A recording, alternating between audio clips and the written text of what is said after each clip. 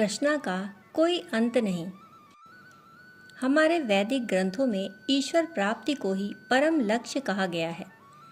इसी परम लक्ष्य को प्राप्त करने के लिए लोग साधनामय जीवन यापन करते थे, ईश्वर की भक्ति करते थे और अपना कर्तव्य कर्म करते थे। जो मिल जाता उसी में संतुष्ट और सुखी रहते। किंतु आज के इस आधुनिक युग में जीवन का उद्देश्य ही बदल गया है।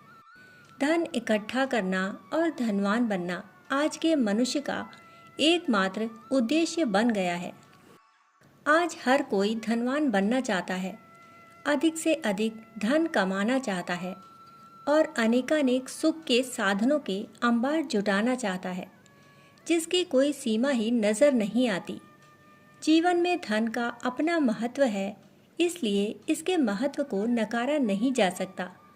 किंतु धन उतना ही अच्छा होता है जितना हम पुरुषार्थ से अर्जित करते हैं और जितना हमारी मूलभूत आवश्यकताओं के लिए अपेक्षित होता है।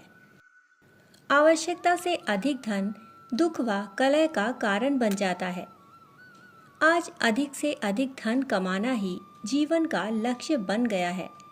कोई भी अपनी आय से संतुष्ट नहीं दिखता। जिसके पास जितना है वह और भी अधिक चाहता है और इसके लिए दिन रात दुखी व परेशान भी रहता है।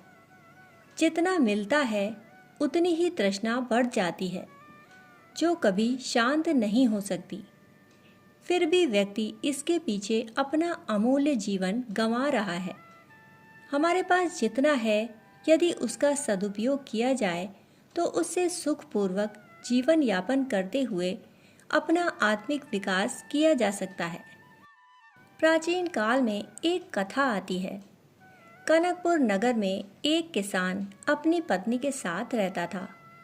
उसका छोटा सा खेत था, जिससे उसके परिवार का भरण पोषण हो जाता।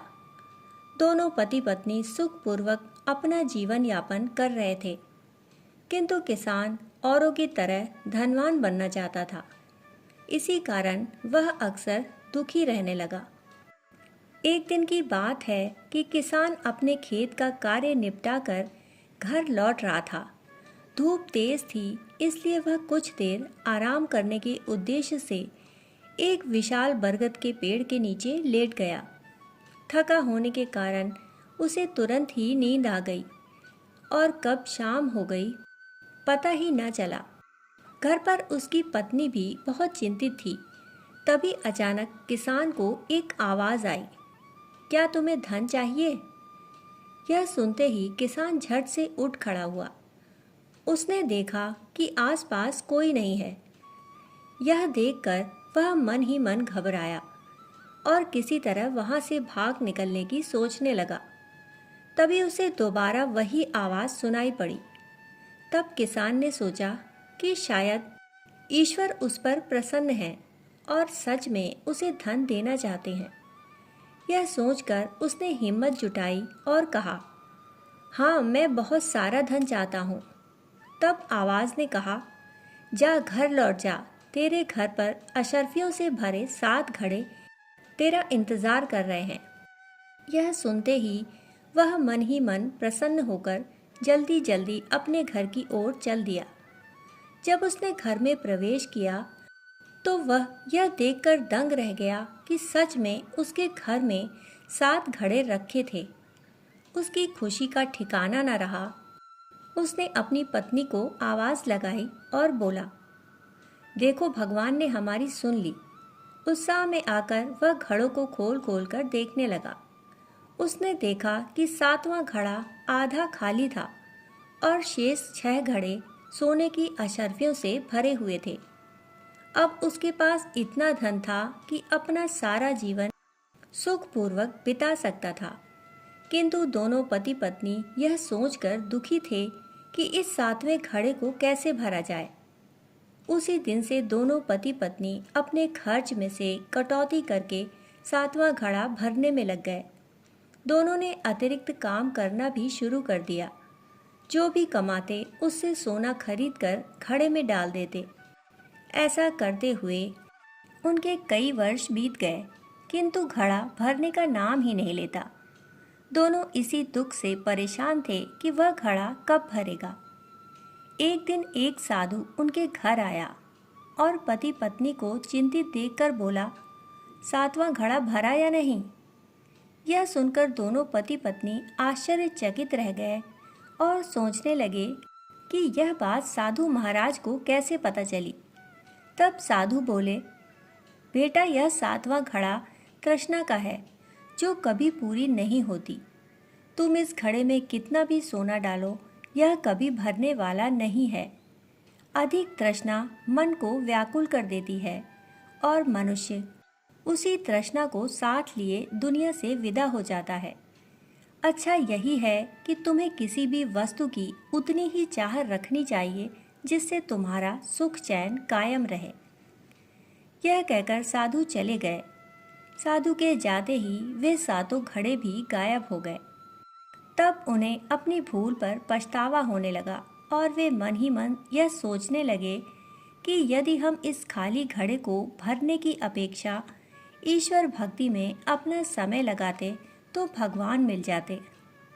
निश्चित रूप से हमारा पूरा जीवन धन कमाने, परिवार के लिए सुख साधन जुटाने व परिवार की चिंता करने में ही व्यतीत हो जाता है, और जब जीवन के विदा होने का समय आता है तो लगता है कि यह जीवन तो व्यर्थ हो गया।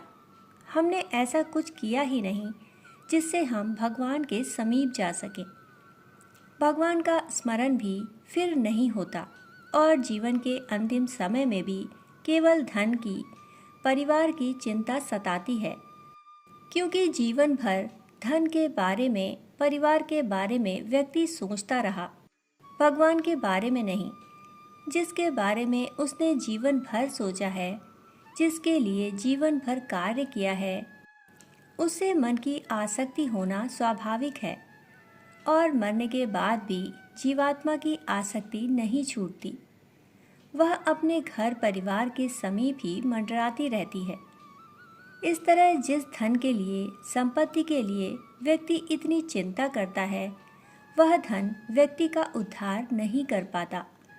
व्यक्ति का उद्धार तब होता है जब वह अपने धन से दूसरों का कल्याण करता है, दूसरों की पीड़ा का निवारण करता है, शुभ कर्म करता है, तो ये ही उसका कल्याण करते हैं। अतः धन कमाना, उसे संचित करना गलत नहीं है। गलत है धन के प्रति अत्यधिक आसक्ति रखना, धन के लिए परेशान रहना और अपने सबसे कीमती मानव जीवन को व्यर्थ गंवा देना।